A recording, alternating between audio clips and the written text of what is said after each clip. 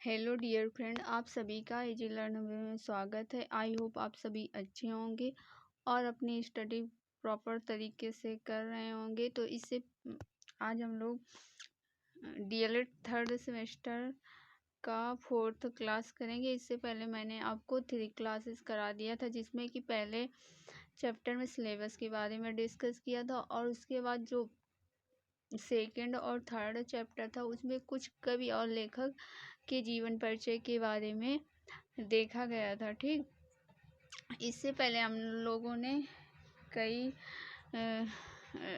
कवि और लेखकों के जीवन परिचय का डिस्कस कर लिया था, जैसे कि कबीर दास जी हैं और तुलसीदास जी हैं, बिहारी जी हैं। ठीक, इन लोगों के जीवन परिचय के बारे में डिस्कस कर लिया था। तो आज हम लोग देखेंगे महादेवी वर्मा जी का जीवन परिचय। ठीक, तो आइए देखते हैं। नाम जो है, इनका पूरा नाम है महादेवी वर्मा। क्या नाम है? महादेवी वर्मा। ठीक, इनका जो जन्म है वो 1907 ईस्वी में फर्रुखाबाद के उत्तर प्रदेश में हुआ था। इनका जन्म 1907 ईस्वी में फर्रुखाबाद उत्तर प्रदेश में हुआ था। ठीक, और इनकी जो मृत्यु है वो 11 सितंबर 1987 में हुई थी। इनकी जो मृत्यु है वो 11 सितंबर 1987 ईस्वी में हुई थी। अन्य नाम जो इनके नाम है, ये अन्य नाम मतलब इनका आधुनिक युग की मीरा के नाम से भी जाना जाता है। ये जो महादेवी वर्मा जी हैं, इनको आधुनिक युग की मीरा के नाम से भी लोग जानते थे। ठीक, संपादक, इनका जो संपादक था वो था मासिक पत्रिका। इनका संपादक मासिक पत्रिका थी। ठीक, मासिक पत्रिका इनकी संपादक थी, जो कि चांद के नाम से जाना जाता था। किसके नाम से जाना जाता था? चांद के नाम से। ठीक, आगे देखेंगे उपाधि। इनकी जो उपाधि थी तो कौन कौन सी थी, इसके बारे में देखेंगे। पद्मश्री। ठीक, इनकी जो पहली उपाधि थी वो पद्मश्री थी। उसके बाद जो दूसरी थी वो भारत भारती थी, और उसके बाद थी भारतीय ज्ञानपीठ पुरस्कार। ठीक, भारतीय ज्ञानपीठ पुरस्कार थी। ठीक, अब इनकी रचनाओं के बारे में देखेंगे। जो महादेवी वर्मा जी थी, इनकी रचनाएं देखिए कौन कौन सी। तो कविता संग्रह में इनकी रचनाएं जो थी वो थी निहार, फर्स्ट जो थी निहार, रश्मि और है नीरजा। ठीक, इनकी ये 3 रचनाएं बहुत ही फेमस रचना मानी जाती हैं। ये जो महादेवी वर्मा जी की रचना है, ये इनकी तीनों रचना बहुत ही फेमस रचना मानी जाती हैं। ठीक, उसके बाद जो अगली रचना है वो साध्य गीत है। ठीक, फिर है यामा तथा दीपशिखा, इनकी ये रचनाएं हैं। ठीक है, आगे देखेंगे गद्य रचनाएं। तो आइए देखिए गद्य रचनाएं कौन। अतीत के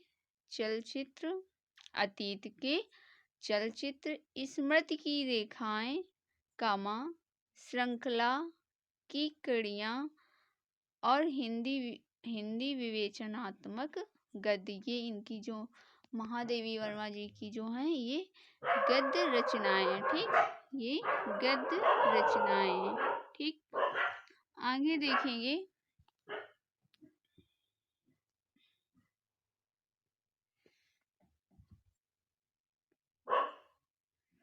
देखिए फिर से देख रहे हैं। ठीक, तो देखिए इनका पूरा नाम था महादेवी वर्मा था।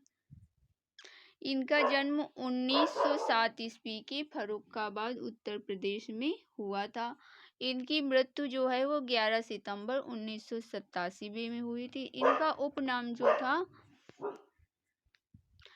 इनका उपनाम था मतलब इनका अन्य नाम, मतलब इनको अन्य नाम से जाना जाता, तो इनका दूसरा नाम आधुनिक युग की मीरा के नाम से भी जानते थे। इनका संपादक जो था वो चांद मासिक पत्रिका, चांद मासिक पत्रिका।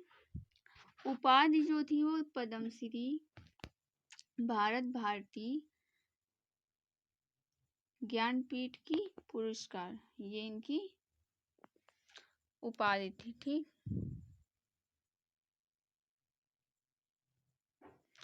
और इनकी रचनाएं कविता संग्रह में थी निहार, रश्मि, नीरजा और नीरजा, सादगीर, यामा तथा दीपशिखा। इनकी जो आगे की 3 रचनाएं बहुत ही फेमस रचना, उसके आगे देखेंगे गद्य रचनाएं। इनकी जो गद्य रचना है वो अतीत के चलचित्र, कामा स्मृति की रेखाएं, कामा श्रृंखला की कड़ियां और हिंदी विवेचनात्मक गद्य, इनकी ये गद्य रचनाएं थी। ठीक, तो आई होप आप सभी को महादेवी वर्मा जी के जीवन परिचय के बारे में सही से समझ आ गया होगा। आगे देखिए, आगे हम लोग देखेंगे रामधारी सिंह दिनकर। रामधारी सिंह दिनकर का जीवन परिचय देखेंगे। ठीक, नाम, इनका पूरा नाम रामधारी सिंह दिनकर है और इन्हें शॉर्टकट में इन्हें दिनकर नाम से भी लोग बुलाते हैं या जानते हैं। ठीक, इनका जन्म जो है वो 1908 में बिहार के सिमरिया घाट के गांव में हुआ था। बिहार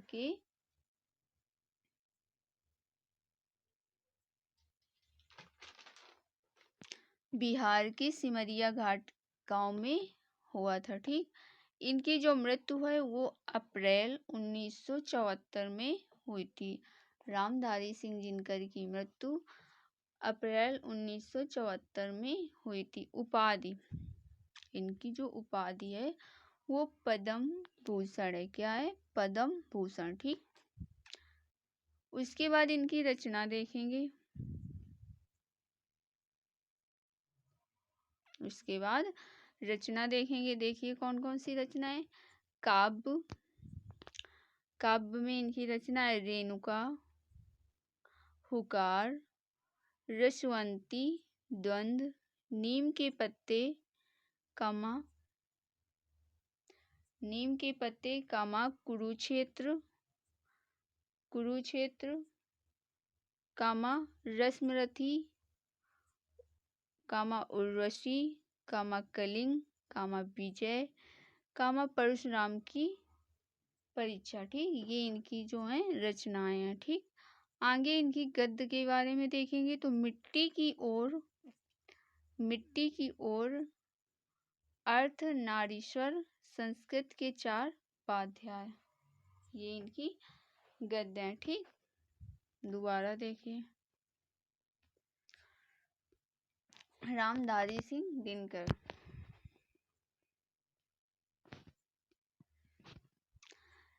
इनका पूरा नाम रामधारी सिंह दिनकर था। इनका जो जन्म था वो 1908 में बिहार के सिमरिया घाट के गांव में हुआ था। इनकी मृत्यु जो है वो अप्रैल में 1474 में हुई थी। उपाधि पद्म भूषण है। रामधारी सिंह की जो रचना है वो है काव्य की रेणुका, हुकार, कामा, रसवंती, द्वंद्व, नीम के पत्ते, कामा, कुरुक्षेत्र, रश्मिरथी, उर्वशी, कलिंग, विजय, परशुराम की परीक्षा, ये इनकी रचनाएं हैं। उसके बाद जो इनके गद्य हैं वो मिट्टी की ओर, अर्धनारीश्वर, संस्कृत के 4 उपाध्याय, ये इनके गद्य हैं।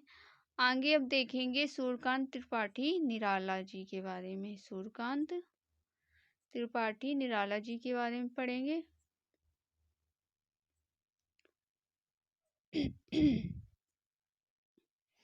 सूर्यकांत त्रिपाठी जी निराला जी के नाम, मतलब निराला जी के बारे में पढ़ेंगे।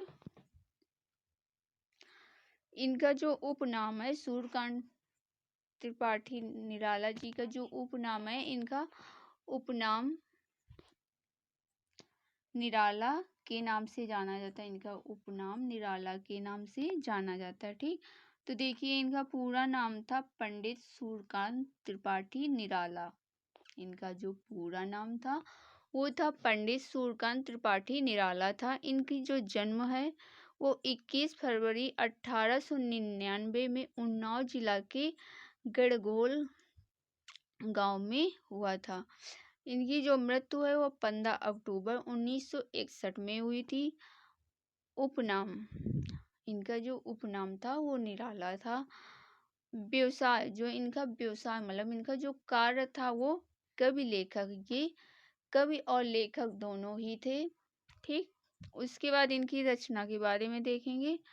इनकी जो रचना थी वो थी परिमल, गीतिका, तुलसीदास, अनामिका, बेला, कुकुरमुत्ता, अर्चना, आराधना, गीत कुंज, नए पत्ते, अप्सरा। ठीक, ये जो थी ये इनकी रचना थी।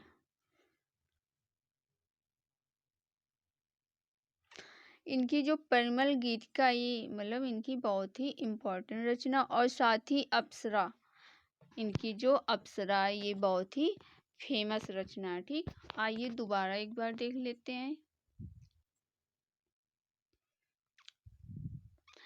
सूर्यकांत त्रिपाठी निराला जी का पूरा नाम पंडित सूर्यकांत त्रिपाठी निराला था। इनका जो जन्म था वो 21 फरवरी 1999 उन्नाव जिला के गड़गोल गांव में हुआ था, और इनकी जो मृत्यु थी वो 15 अक्टूबर 1961 में हुई थी। इनका उपनाम निराला मतलब इनका उपनाम निराला जी के नाम से जाना जाता था। इनका जो व्यवसाय था वो कवि और लेखक दोनों थे, मतलब ये कवि और लेखक दोनों ही थे। इनकी जो रचना है वो है परिमल, गीतिका, तुलसीदास, अनामिका, बेला, कुकुरमुत्ता, अर्चना, आराधना, गीत कुंज, नए पत्ते, अप्सरा। ये इनकी जो निराला जी की जो रचनाएं थी ये इनकी रचनाएं थी। ठीक, इन्होंने बहुत सी रचनाओं के बारे में लिखा है। ठीक, आगे देखेंगे। उपन्यास, सूर्यकांत त्रिपाठी निराला जी की जो उपन्यास थी वो अप्सरा, अलका, चमेली, निरुपमा, प्रभावती, ये इनकी उपन्यास थी। ठीक, जो इनकी ये अप्सरा है ये बहुत ही इम्पोर्टेंट उपन्यास है। ठीक है, बहुत ही फेमस उपन्यास है। उसके बाद जो इनकी कहानी संग्रह है वो है लिली, कामा सखी, कामा चतुरी, चमार, कामा शुक्ल की बीवी थी। ये इनकी कहानी संग्रह है। उसके बाद देखेंगे रेखा चित्र। उसके बाद इनकी जो रेखा चित्र थी वो थी कुली, मतलब जो रेखा चित्र थी वो थी कुली भाट, कामा विल्लेश्वर, कामा बकरिया, ये इनकी रेखा चित्र थी। किनकी थी? सूर्यकांत त्रिपाठी निराला जी की। ठीक, उसके बाद इनकी देखेंगे जीवनी साहित्य। क्या देखेंगे? जीवनी साहित्य।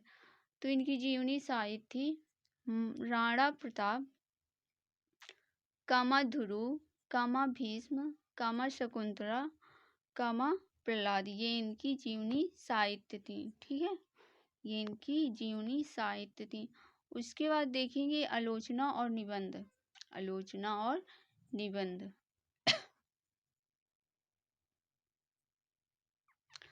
आलोचना और निबंध। प्रबंध पद, प्रबंध प्रतिमा, कामा प्रबंध परिचय, कामा चालुक्य पद, कामा प्रलव, ये जो थी ये इनकी आलोचना और निबंध थी। ठीक है, उसके बाद इनके अनुवाद जो है वो है विवेकानंद, कामा साहित्य, कामा आनंद मठ, कामा रजनी, कामा राधा रानी, कामा गोविंद, कामा पदावली। ये जो सूर्यकांत त्रिपाठी निराला जी के ये कुछ अनुवाद थे। ठीक, ये कुछ अनुवाद थे। उसके बाद इनकी उपाधि देखेंगे कौन सी हैं उपाधि। तो जो इनकी उपाधि वो महाराणा मतलब सॉरी इनकी जो उपाधि वो है महाप्राणी की उपाधि। इनकी जो उपाधि का नाम है वो नाम है महाप्राणी की उपाधि। ठीक,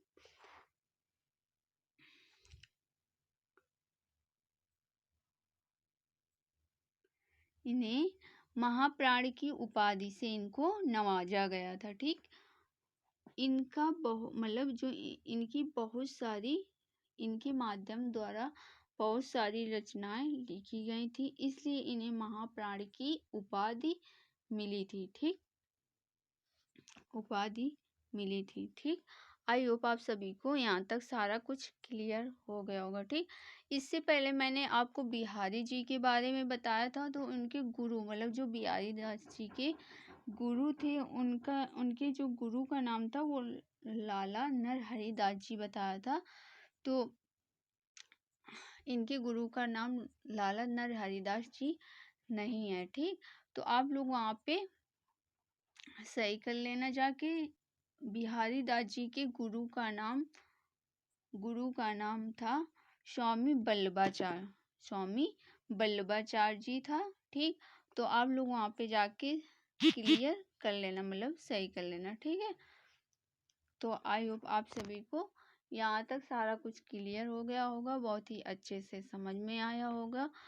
तो आज की जो हमारी क्लास थी यहीं तक थी। आई होप आप सभी को क्लास अच्छी लगी होगी और आप लोग लाइक कमेंट शेयर कर दिया करिए जिससे कि हम लोगों को मोटिवेशन प्राप्त हो। ठीक है, अब मिलते हैं नेक्स्ट क्लास में, तब तक के लिए बाय बाय, टेक केयर।